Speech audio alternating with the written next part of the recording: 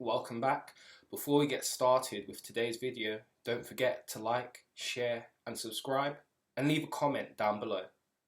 Okay, so I'm here with Omoye Uzamere, who is a Nigerian actor, producer, writer and casting director. Omoye, how are you? Hi, I'm very well, thank you. Thank you for having me on your show. Very exciting. Not really a show, it's more of a conversation. We're just talking. Okay. I'm looking forward to enjoying this conversation. Okay. Yes. So I just wanted to ask, at one point everyone was on lockdown and we couldn't go out and all that stuff. Yeah. Did you find that during lockdown you became more creative, or you just had more time to just focus on, I don't know, writing? Oh, Or... no, not at all. I was at my least creative during the lockdown. I had no desire to create anything new. I wouldn't say I had no desire. I did have the desire. It just wasn't happening. Didn't get any new ideas. Everything I that I worked on during the lockdown was something that I had been commissioned to do way before, or an idea that I had put on the side, in the archives to work on later. But during the lockdown, no creative ideas came to me, no new ideas came to me. And at first I started to worry about it. It's like, what's happening with me? Tons of people are creating, brand new this, brand new that. But I learned that it was important for me to just, be okay mentally, emotionally, physically, spiritually. So I focused my energy on doing that rather than being worried that I wasn't creative. It felt, to a lot of creative people, and I had these conversations with other people, it felt like a competition, to see who was the most creative. And I applaud those who were able to create ideas in that time, and if you couldn't, I saw a post which I shared, "Dear creative, you owe it to yourself to just get through this season." And I think that's the best advice any creative could have gotten in that period. Yes, ideas started to come to me after the lockdown, only in recent weeks, and it felt like a flood of ideas. And then I started to get worried. What am I supposed to do with all these ideas? Where's the time? There's just me. So I started reaching out to people to collaborate, started reaching out to people to partner with them, to say, this is the idea I have, how can we work together? Because there's only so much you can do by yourself. How about you? I managed to do like a little bit of writing during lockdown. Okay. And yeah, that was like the main thing I was kind of like working on. And now I'm just hoping to put it on, but I'm just trying to find it's about just kind of like looking at when's the best time to do it, and when makes the best economic sense to do it as well. There's that. There isn't a lot of money going around right now in the creative circle, and the question is, where's the money going to in creativity? It feels like we're going to have to tailor our services to where the money wants to go, rather than creating and then channeling the money, I don't know if you understand what I'm saying. Yeah, I get it. Yes, and so I've decided to reach out to someone who was going to partner with me financially, to ask, so what are you guys spending money on right now? It's something that I can contribute to. Before we would create stuff and we knew that there was a market for it, we knew that. And for people who have figured it out, once again, I applaud you. We're all at different stages of our journey. And for those who have figured it out, I really applaud them. I reached out to someone asking, saying that I would come back to her to ask questions, successfully. So I said I'll come to her, just to share ideas. And I said to her specifically, "I'm coming to pick your brain." In Nigeria, what is the current state of theatres? So Has everything more or less open now? No, nothing is open right now. Theaters are closed, rehearsals don't happen. People are filming. So the TV and film industries are good, radio is good, you know, but there aren't any rehearsals that I know of. You know, I reached out to someone to ask us to collaborate on a play that we had done before. A 3-man play, which I thought would be easy to pull off, or relatively easy to pull off in this season. But it didn't seem like he was ready, and he was a larger part of the project the first time. And so it's not something that I could have done without him. Well, he didn't seem like he was keen on it, and he was worried about the money, about how to, you know, and for me, I thought that the attitude to the idea is all that matters. You know, yes, I know there's no money, you know, but I came to you with this idea, the whole plan, and we've collaborated in the past successfully. The whole idea is that we would work together to find a way to do it, because we have to be creative. And this is a time when creativity is not in the genius of a story. Creativity now is in how you tailor the idea to suit the given challenges.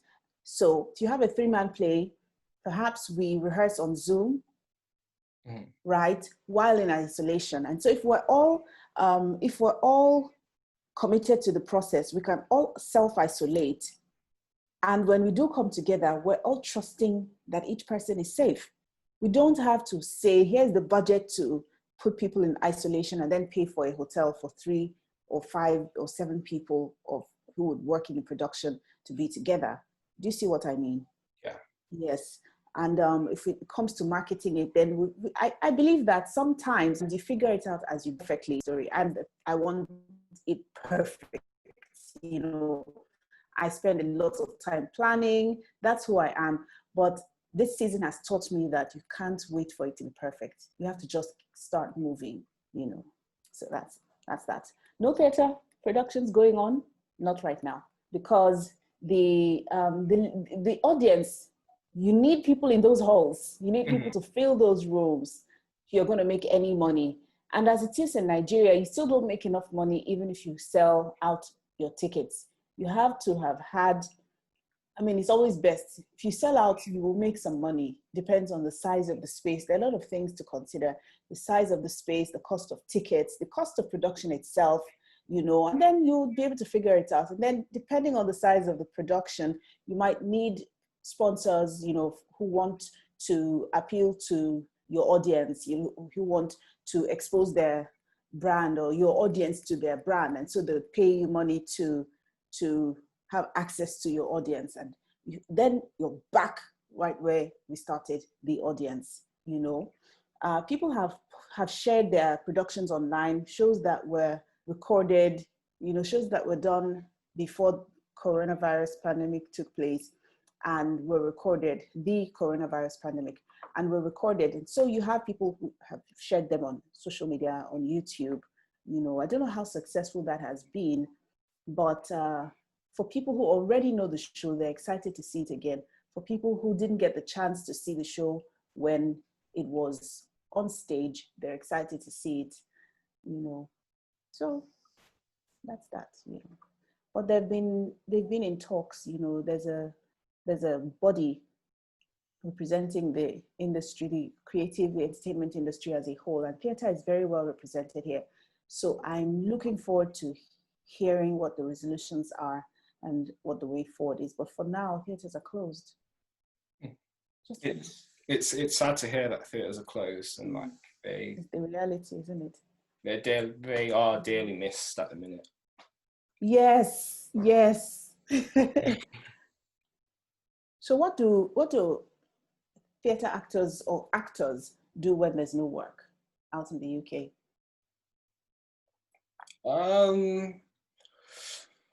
I guess you're either working like your side hustle, whatever that is, working somewhere, or being creative, doing so, or just working really, working your side hustle. Or maybe like writing, if you can write, you're writing. Yeah. Yes. Yeah, that's been a blessing to me. That's been a blessing, being able to write. But then that comes back to the idea of collaboration. Like, for instance, if you can't write, and you know you've got a great idea, you can always like reach out to people who are writers, and they need to all have, many of you can collaborate and maybe get something. Yes, yes, yes, yes. For the work that we do, collaboration is the way forward for anyone and for the entire industry. No one person can do it on their own. Say you have all the connections and you have access to the people with money, and you have the great ideas. Let's imagine that you have the access and you have all the great ideas. You may not be able to execute it, you will need a team. Everyone needs a team. And I find that work is always better when you share it. I've seen people who've done great work, but there's a snag, there's always something, and you realize that if I had shown it to this person, if this person had been allowed to do a rewrite or an edit of what I had already written, because you always want a different perspective. And sometimes, collaboration isn't always because you're handicapped in some ways, that you also want a fresh perspective. You want someone who's either done it before to say, this is a good way to do it, or you want someone who sees it differently, who has experience in exactly what it is you're writing about, or has lived through something like that. You always want another perspective, and things always get better when it passes through a number of hands, Yeah, most definitely. That just reminds me, like when I was training, one of the things our course leader always used to say was like, collaboration is key to whatever it is you want to do. Yes, definitely, definitely, definitely. I want to do a radio drama. I've been wanting to do one for years, and recently it happened wasn't expected, it wasn't planned, but I got to direct a radio drama that I had played in for 2 seasons. Now, in the 3rd season, my character was no longer in the story because the direction of the story had changed and the lead character had changed, and the story world had sort of shifted, to focus on somebody else. And I was asked to coordinate, actually, it was interesting. I was asked to guide the performances. That's how it started. I was called to ask to guide the performances. And that's actually something that I do. A colleague and I started this business in the industry where how people get hired to play a role, but they may not be the best for the role. And on the production end, there are reasons why they want this actor to play the role rather than that actor, even though that actor is better skilled, Yeah. right?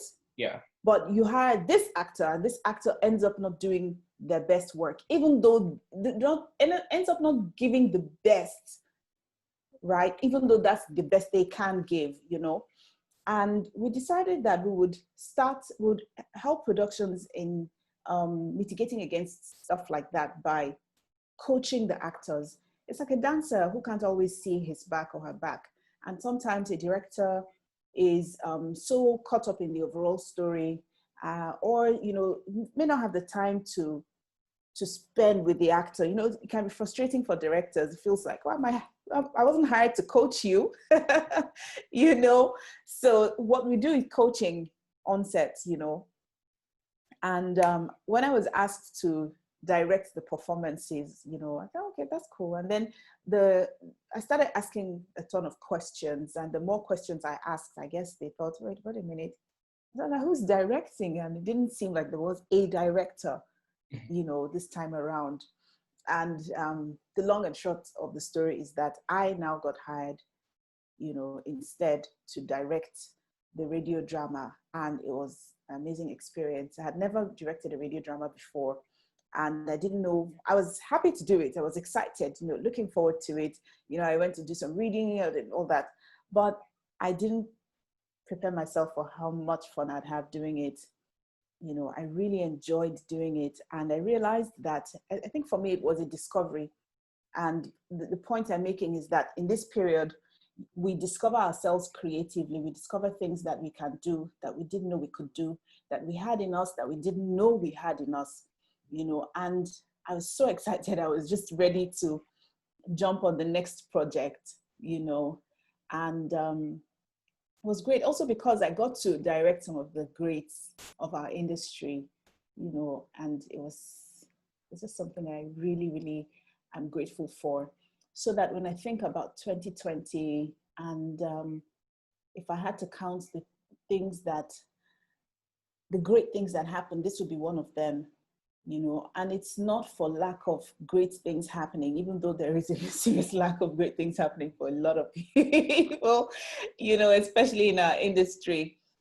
I'm glad I'm living in today. I've decided that I wouldn't spend time worrying about what's not happening. I wouldn't spend time complaining, being concerned about my bank balance, but I'd enjoy every day that I see, because this thing is not over. It feels like it's been paused, but it's not over. There's still several restrictions, and the concern for a lot of people is that once things go back to normal, there might be another wave. There's all these things in the air. But why do we focus on those things if we're alive today and we know that we're not guaranteed the very next day? So what's the guarantee that you'll be here tomorrow anyway? And let's just get through this year. And it doesn't have to be all bad. Yes. It doesn't have to be all bad. It might look bad and bad things may be happening, but I've decided to change my attitude towards all these things happening and just enjoy living in the day. Something comes to me to write, there's a project that I want to do, find a way. It's not easy, but we just find a way, because that's life. And when we're in our 80s, sipping tea, and talking to the young ones, and we say, children today have no idea what we had to do, what we faced when we were coming up in the world, So, how does for people who might not be aware, how does directing a radio play differ from like a theatre show or even like film? So with voice acting, all the audience has to go on is the sound, right? Now, I said, and something I kept saying, that I don't want to depend on the sound engineers to create sound so that the audience has an idea of where the character is. I want all of that to come from us. And I said to one of the actors, let's imagine that we're somewhere, for some reason, either because the TV is bad, there's no sound, there's no picture, and we're listening to a movie. Or we're in the next room and there's a movie going on. I don't know if you've had that experience. A movie is going on, you're in the next room, and it's you're in the next room and you're following the story. Mm-hmm. That's sort of like what it is. And so I kept saying, remember where you are, very important. And these are some things that we've learned either as actors, in drama school, or basically in acting training, where you remember your physical environment and your emotional environment. Those are things that suddenly are at the fore, and your voice has to carry. And we had one actor who I had a challenge with, because I didn't know how to get him to go to where I wanted him to go, And so suddenly I had him do voice exercises in the studio. I had him, I had people sit in awkward positions. I had people close their eyes, just so that their voice goes somewhere. They go somewhere emotionally that their voice carries. And so I would have them, if they were on the beach, for example, I'd have them speak at the same tone. Because once more, your voice is the storyteller. I did radio for a number of about 6 years, and radio, I was told by my mentor, would help me as a voice actor.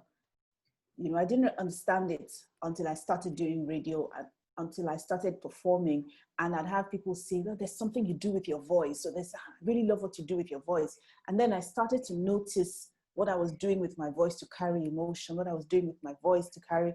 And so I did my best to communicate that and I communicated with actors on the level of an actor. Mm-hmm. But I had something that I wanted to hear as a director. And it was having the voices carry the story instead of depending on sound effects. Because when the voices carry more of the story, the sound effects just heighten it. But the sound effects cannot heighten something that's not there. Yeah. There's only so much the sound effects can do. And so I asked myself, if you were an actor in this season of the series, I don't know, because I'm not there. I'd have to hear myself. And I'm very, very critical. I think that's what makes me a good director, is that I'm very critical of my work. Very, very, very critical of my work. And so when I'm listening to other actors and I'm listening for something, you know, so when I try not to read with them, I close my eyes and I want to hear, I want to go somewhere. If your voice takes me somewhere, then I know it will do the same for the audience. Yes. Yeah. That's it. So what is this show called and is it out yet? No, it's not out yet. As a matter of fact, we've been recording in batches. So we recorded the main characters in the course of a week. You know, we had some physical recordings and we had some online recordings. That was very tricky. So what we did was for certain characters who were of a certain age and, you know, we couldn't access us, you know, we couldn't have people around them because safety, you know. What we did was one person, the sound engineer alone, went to basically set up a studio in their space. The beauty of that also was because a home space, the characters were at home most of the time. And so having the actors in their own home, you know, that was beautiful. And so we would have the other characters call on Zoom. I would be on call on Zoom. So we were all connected via Zoom. And I was giving feedback, I was giving notes, I was listening, I was giving instructions from Zoom, you know. And for the other characters, we had a location where we recorded at, and we made sure that there was a lot of spacing. So there was about, how many feet? How many meters? 2 meters, 2 feet. So it was much more than that, about 6 feet, funny enough. You know, got people spaced out. And at some point, I now had to do the reading because we didn't want too many people coming and going from there. You know, it was interesting. So we've got other characters who will be recording via Zoom. So they'll be connected. Some of them would go to the studio. They'll be with the sound engineer recording, and we'll all be connected via Zoom. And I'll give notes, I'll give feedback. You know, I guess it doesn't matter because it's your ears that really do the work. So that's how we've been doing that. I have another tomorrow with 2 or 3 other actors who have some roles. Yes. And how many more weeks do you think it will be until you finished all the recording? That would depend on the producer, and it doesn't seem like they're in a hurry right now. I don't know when it will come out. For me, I just want to finish it so that I won't dwell on it as much, you know, mentally. But we're not in a hurry, so we're working with everyone's schedule. If you're available and if I'm available, if it works for everyone, then we record. What we've done is the bulk of the work has been done. So I think that's why we can chill, you know, we're relaxed and it's not so hectic, you know. So what we'll do is the day before the recording, I'll speak with the actors about their characters, tell them what I want, you know. And a few days after, we have the recording and we have notes, feedback, and we do as many takes as we need to get it right. So the radio drama that I want to do is one by Sefi Atta. Okay. You know Sefi Atta, yes. So no, she has a book of I plays. don't know her. But you know of her? No, I don't know. I'm not aware of her work. No way. You've never heard of Sefi Atta? I'll write it down so I can. You need to do a Google search right now, Tunji. She's only one of the best writers out of Nigeria. She's one of my favorite writers. I've written her name down, so I'll look her up when. Yes, yes, she's very, she has characters that are very in your face without being aggressive, you know, and I really, really like that about her. She's not afraid to tackle some difficult subjects, you know. I also really like that about her. And she has a book of plays called Selected Plays, yes. And there's one of them that I want to do. I asked her for permission to do one of her plays, and she suggested this one, which I've been trying to cast, you know. And my default, every time I do something, is to cast myself, right? But this one time, I don't know if I'm right for the job, you know, because the characters are women in their 50s. And even though my voice sounds mature, I need to make sure that my cadence is right. You know, I need to make sure that I don't sound too young. So I'd rather cast people who have that natural tone. Because I'll be directing and producing, I can't afford to watch how I speak for this. Now, as an actor, I'd be willing to do it. I'd love the challenge. I'll welcome it. But I can't direct, produce, and then do that. Yeah. I have to have someone else do it and then listen to their voice and make them do whatever I want them to do, make the changes I want them to make, you know. So I'm trying to find, I've cast one of the characters, two of the characters of 5 or 6, you know, and I've been thinking about it, you know, speaking to colleagues. Hey, I just called to check on you. How are you doing? How now? I know, man, this season, Kai, I just hope that things turn out so, but I'm listening to their voice, you know, trying to figure out who is right for what. Yes. But I also want to work with people I have a relationship with, you know, because there isn't a lot of money. I can't offer them a lot. I can't offer them what they're used to getting. You know, yeah. I'm just hoping that we're all as hungry to work, you know, and that when the show does, also trying to figure out how to monetize, because it's important. It's very, very important, you know, so that when I figure it out, then I know, okay, this is the offer that I'm making, or that you have a stake in this work. You know, I want to be able to offer that as well. If I'm not able to pay you what you're worth, maybe I'm able to pay you, you know, something from the back end. You know, it's something that we don't consider a lot of here, but I think we should. So that's it. That's what's going on with me. Do you think since lockdown, there's been an increased demand for kind of like radio plays? I don't know that there has been, you know. Before the lockdown, radio plays were only just starting to, you know, people were only just starting to do radio plays. I was in talks with a radio station, you know, they were going to commission me to do a radio play. And then when the lockdown took place, I literally, it was my last meeting before the lockdown was that, you know, and I don't know that people see it.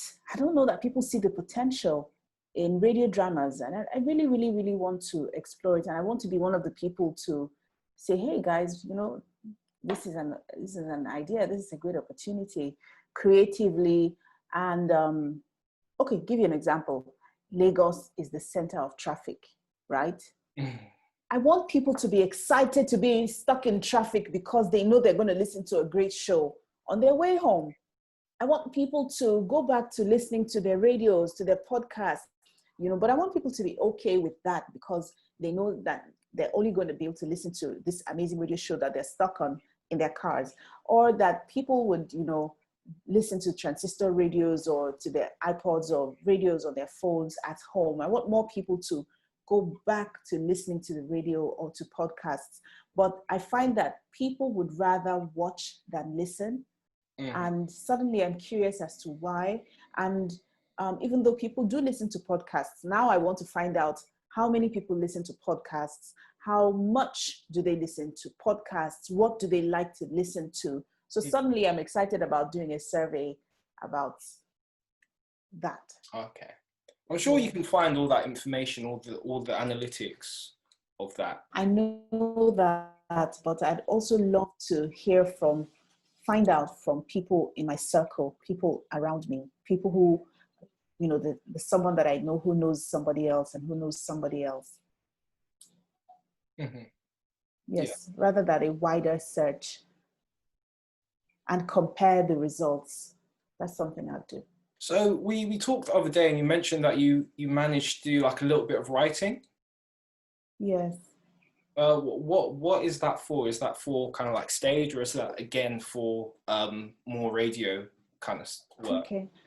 So for me, writing has always been a form of expression. I used to journal as a teenager. I used to write letters. Sometimes I write to collect my thoughts.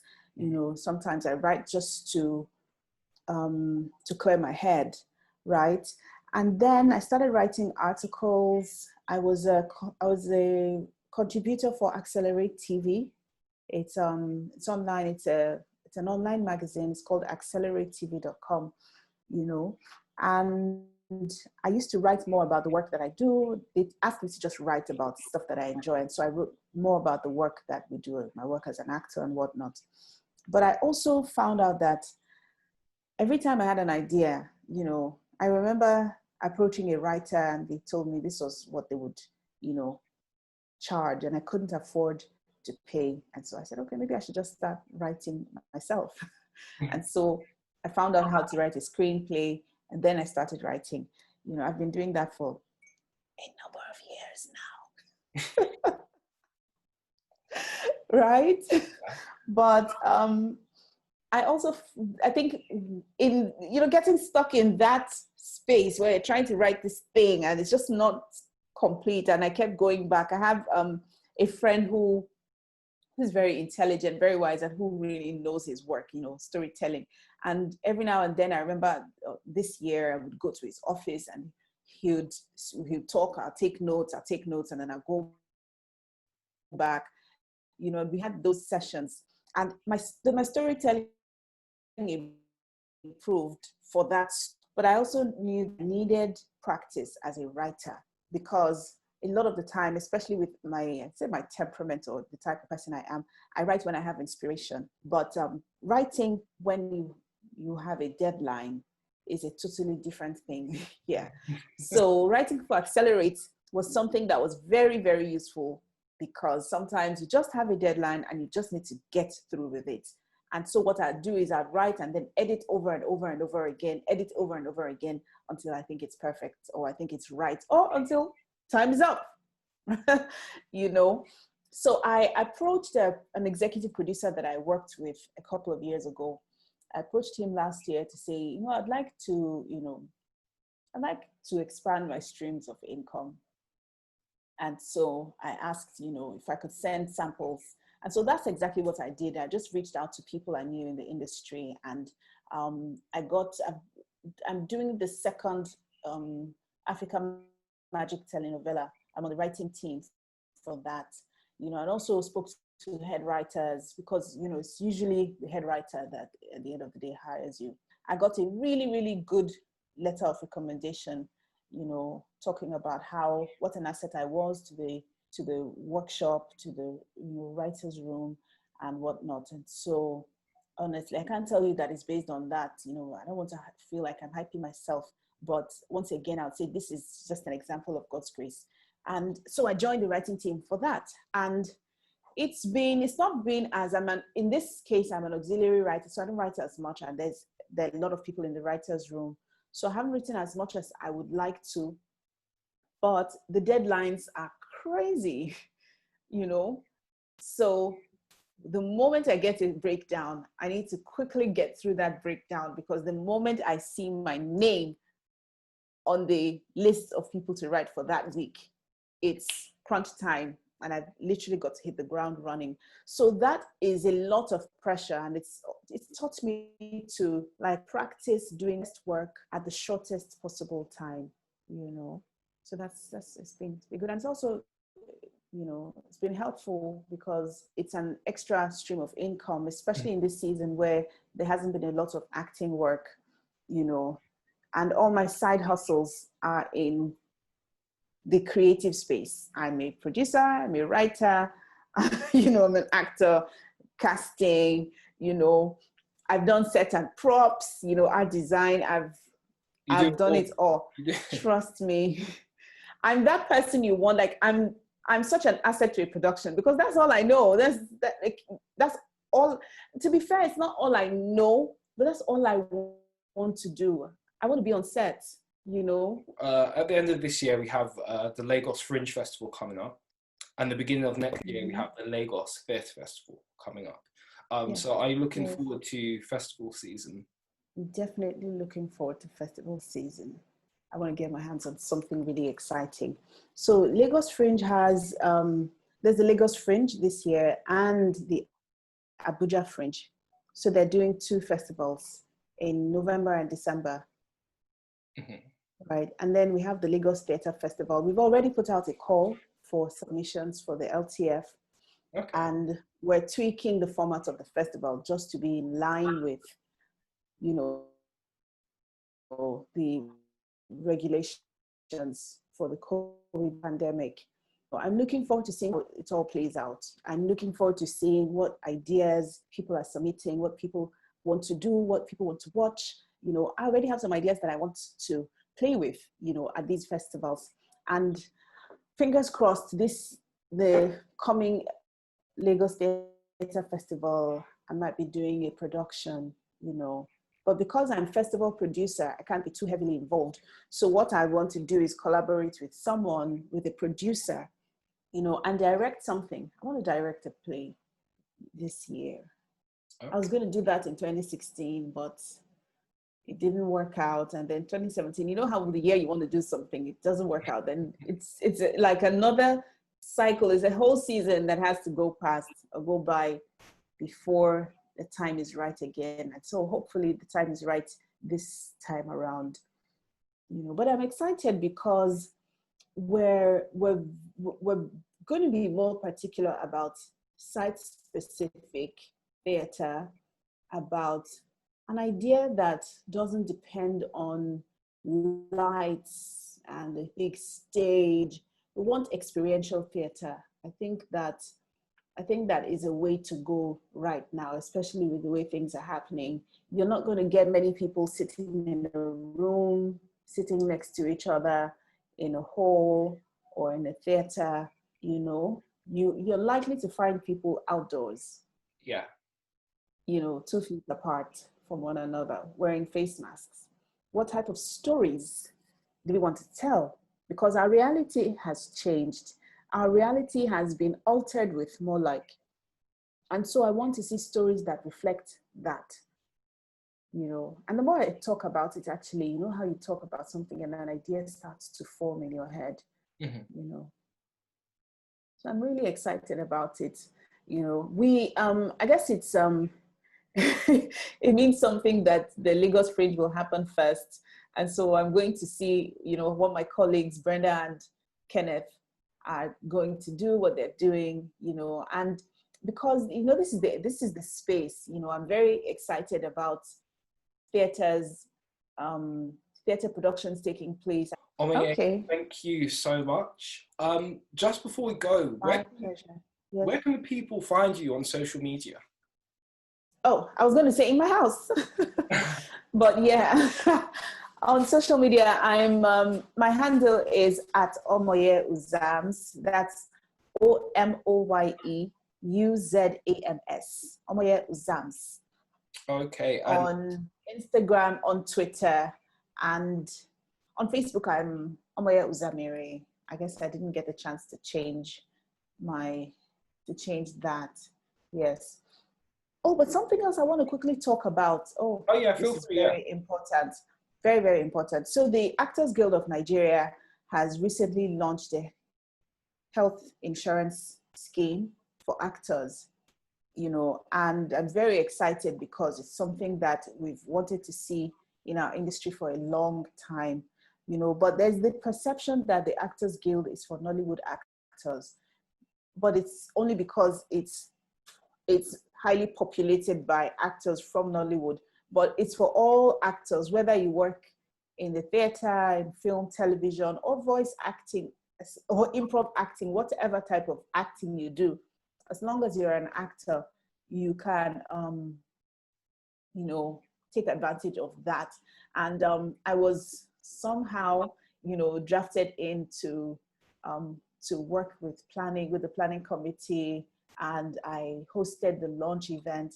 And I've seen a lot of work going on, you know, behind the scenes, trying to get people who are already sick to get treated, and for people who can't afford the insurance to get, so there's a trust fund that's been set up. I'm very happy, very excited to be a part of it. I think this is something that's really, you know, which is why I said, you know, with 2020, I'm just counting the little things, the little bright spots, you know, in the entire year. And this is one really bright spot. I'm happy that actors don't have to wait until something really bad happens. It just feels like it's security, you know, just knowing that you have a safety net to fall to. And then right now with the COVID pandemic, still contemplating how to handle it and whatnot, you know, filming can be a challenge. You know, I happen to be an associate producer of this web series, and we basically trying to figure out, you know, how to get testing done for actors and crew members, you know, and I don't know why I brought that up, but that's something that we're still trying to figure out, you know, testing so that people can work. And I think it's also something that we need to find a way to address, because if people are tested, so we can do theater. You know that, right? If we're all tested and we're all negative and we're all camped, you know, we're back to finances, but there's a way out. There's a way out, you know, and I'm happy about that. Things are opening up. I'm really happy. Yeah. Okay, thank you again. Just so the audience is aware, I'll put your handles underneath the description of this video. So yeah, we'll see you soon, guys. Bye.